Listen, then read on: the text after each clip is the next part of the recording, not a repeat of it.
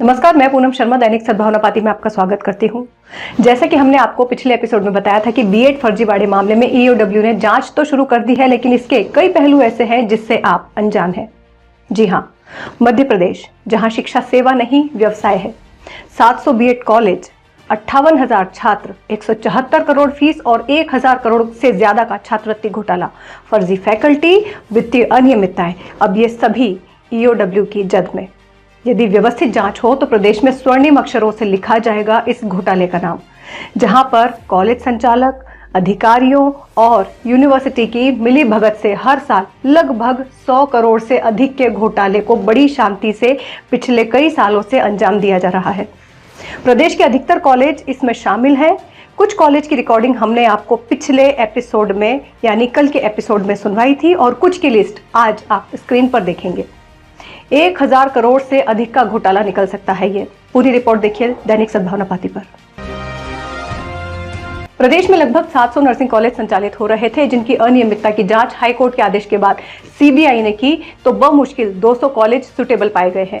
इससे भी बदतर स्थिति बीएड डीएड कॉलेज की है। इनकी संख्या भी 700 के लगभग है। इनमें नियमानुसार चलने वालों की संख्या बहुत कम है, जहां नियमित छात्र और नियमित शिक्षक मिल पाएंगे, जबकि अटेंडेंस रजिस्टर में छात्र और शिक्षकों की नियमित हाजिरी लगती मिलेगी।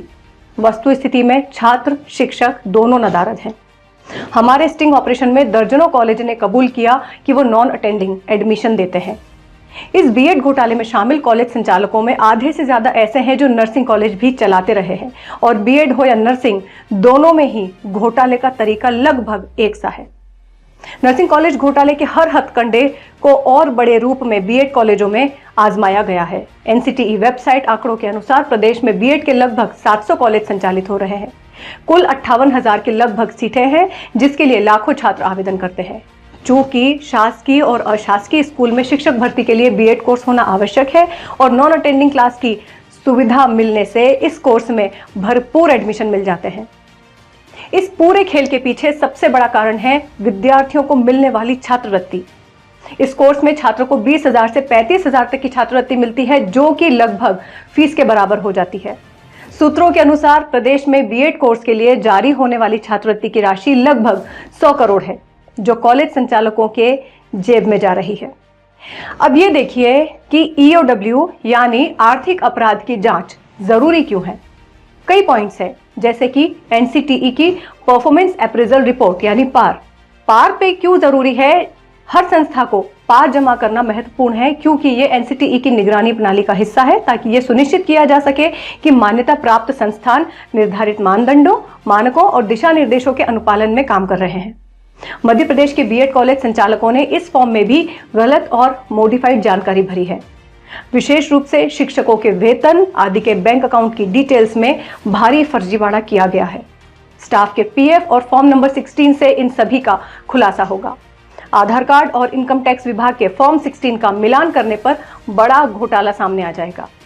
दूसरा रीजन यह है, छात्रवृत्ति घोटाला करके सरकारी फंड की लूट, यानी नियमित एडमिशन दिखाकर लाखों छात्रों के नाम पर सरकार से छात्रवृत्ति निकाली गई, जबकि छात्रवृत्ति पाने वाले स्टूडेंट्स के लिए कॉलेज में 75% उपस्थिति होना अनिवार्य है। तीसरा रीजन है छात्रों से दोहरी कमाई, जैसे कि कॉलेज संचालकों ने छात्रों से डिग्री के नाम पर मोटी रकम वसूली है।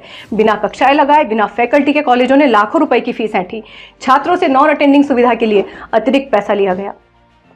अगला रीजन है नकली फैकल्टी और वेतन हड़पने का खेल। मतलब बहुतायत कॉलेजों में शिक्षक सिर्फ कागजों पर है और उनका वेतन भी नाम मात्र के लिए बैंक स्टेटमेंट के लिए बैंक खातों में डालकर निकाल लिया जाता है, अर्थात सिर्फ एंट्री घुमाई जाती है। एनसीटीई एवं यूजीसी कोड 28 के नियमों के अनुसार जो वेतन दिया जाना चाहिए वो न देते हुए नाम मात्र के शिक्षकों को 3 से 5,000 रुपए महीना दिया जाता है। अब ईओडब्ल्यू इन फर्जी नामी शिक्षकों से पूछताछ करके सच्चाई सामने लाएगी, क्योंकि ये शिक्षक कहीं और भी कार्यरत हैं, जिनका खुलासा जांच में हो जाएगा। कुछ कॉलेजों में एमएड के छात्रों को ही फर्जी शिक्षक दिखाकर वेतन निकाला गया। इन फर्जी शिक्षकों को कभी वेतन दिया ही नहीं, पूरा पैसा कॉलेज प्रबंधन हड़प गया। ईओडब्ल्यू अब इन शिक्षकों के नाम, बैंक खाते, पीएफ कोड 28 की जांच करेगी। अगला रीजन है सरकारी फंड का डायवर्जन, यानी कॉलेजों ने शिक्षा विभाग और एनसीटीई को गलत जानकारी देकर अनुदान प्राप्त किया। सरकारी सहायता से खरीदी गई संपत्तियां और संसाधन निजी इस्तेमाल में लिए गए। अब जांच एजेंसियां इस लेन देन के वित्तीय रिकॉर्ड खंगाल रही हैं। संभवतः ऐसे भी मामले प्रकाश में आए हैं कि एनसीटीई और यूनिवर्सिटी में मान्यता प्राप्त संस्थाओं के पते अलग अलग हैं। इस मामले पर इंदौर की देवी अहिल्या यूनिवर्सिटी के रजिस्ट्रार अजय वर्मा से संपर्क किया गया तो उनका कहना है कि ईओडब्ल्यू ने हमसे जानकारी मांगी है, हम कॉलेज को पत्र लिखकर जानकारी एकत्रित कर रहे हैं। बीएड फर्जीवाड़े मामले में ईओडब्ल्यू ने कॉलेजों से 7 दिन के अंदर सभी वित्तीय दस्तावेज मांगे हैं।